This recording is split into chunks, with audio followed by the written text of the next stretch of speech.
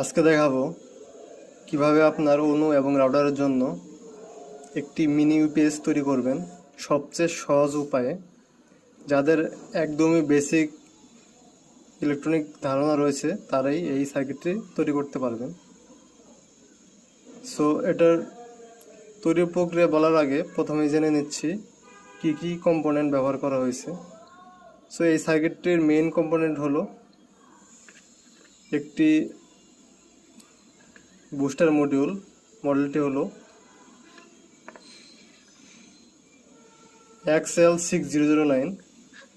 So অনু এবং রাডারের জন্য আমার দুটি মডিউল লাগবে।